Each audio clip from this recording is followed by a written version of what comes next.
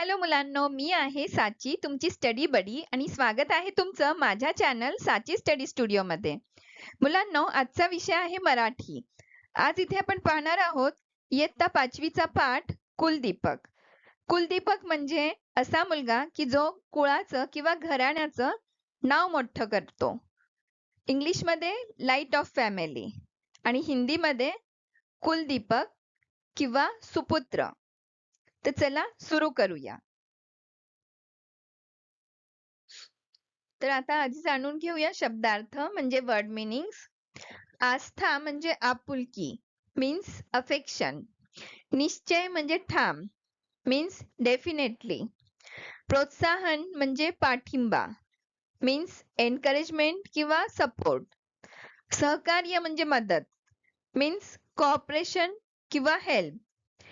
जिन्नस म्हणजे पदार्थ मीन्स सबस्टन्सेस और आयटम्स. हुरूप म्हणजे उत्साह मीन्स एक्साइटमेंट किंवा इंथुझियाझम. पोरके म्हणजे अनाथ मीन्स ऑफन्स.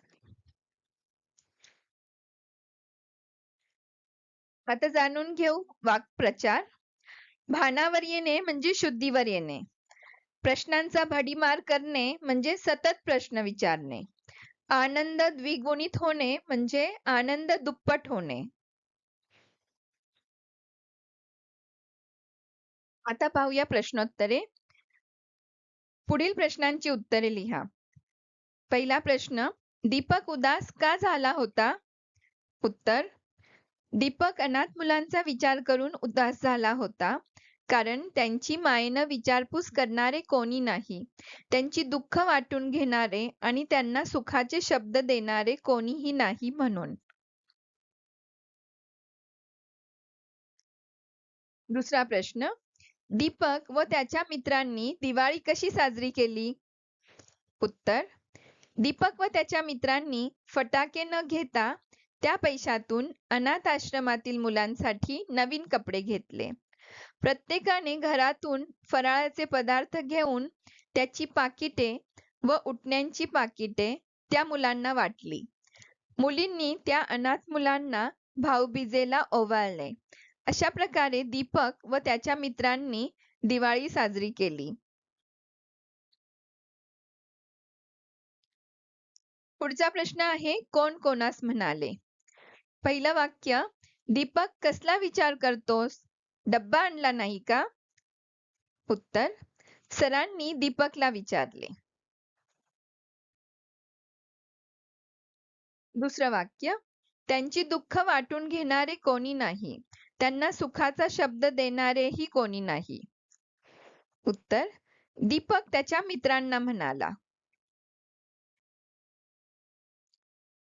तिसरं वाक्य, दीपक तुझी कल्पना छान आहे, पण ती साकार कशी करणार? उत्तर, सरांनी दीपकला विचारले.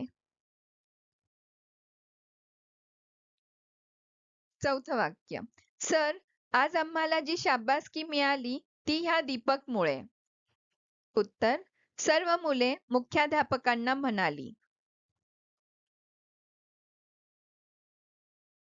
पाचवं वाक्य, तू आज सर्वांसाठी एक आदर्श निर्माण केला आहेस. उत्तर, दीपकची आई दीपकला म्हणाली. पुढचा प्रश्न आहे, समानार्थी शब्द लिहा.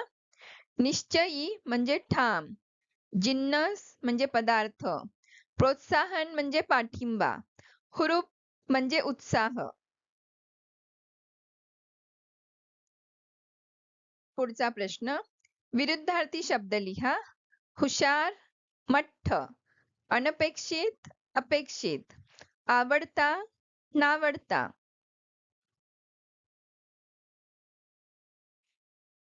पुढचा प्रश्न, पुढील शब्दांचे वचन बदलून लिहा. पाकिट, पाकिटे, घर, घरे, मुले, मुलगा, डबे, डबा, फटाका, फटाके.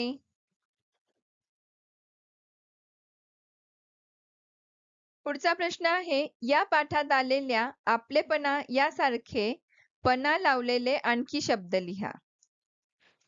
तर होईल चांगुलपणा, खरेपणा, खोटेपणा, वेडेपणा आणि मूर्खपणा.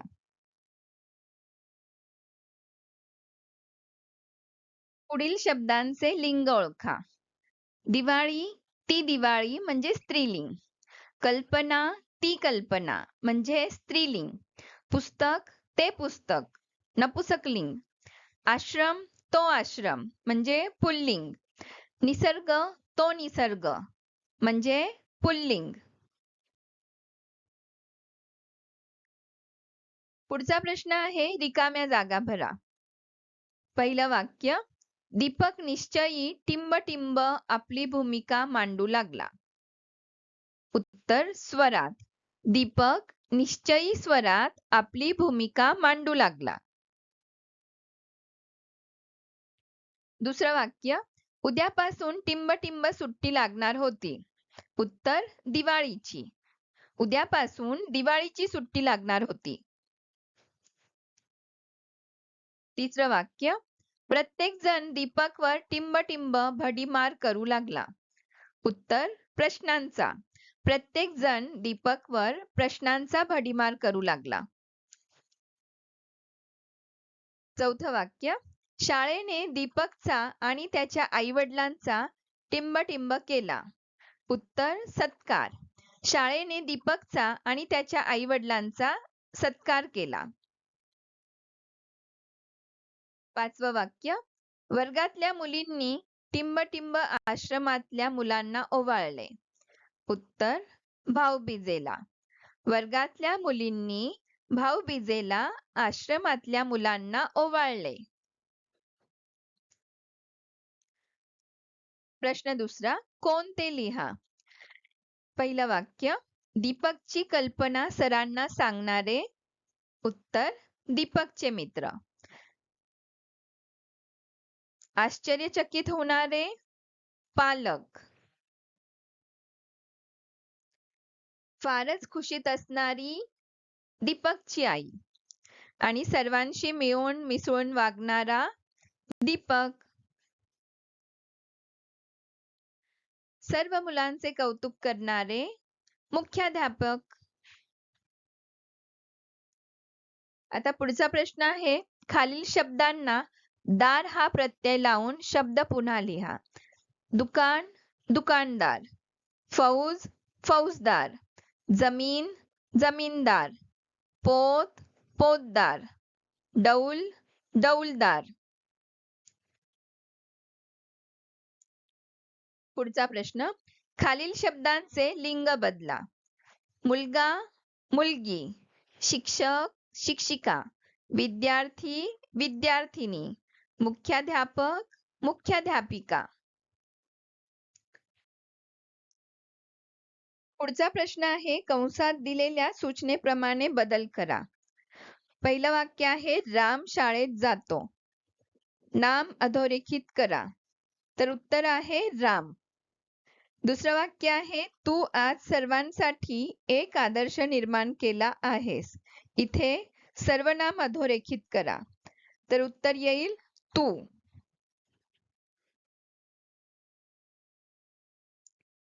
तिसरं वाक्य, दीपकची कल्पना मुलांनी सरांना सांगितली. क्रियापद अधोरेखित करा. उत्तर आहे सांगितली. चौथं वाक्य, मनोरमा सुंदर मुलगी आहे.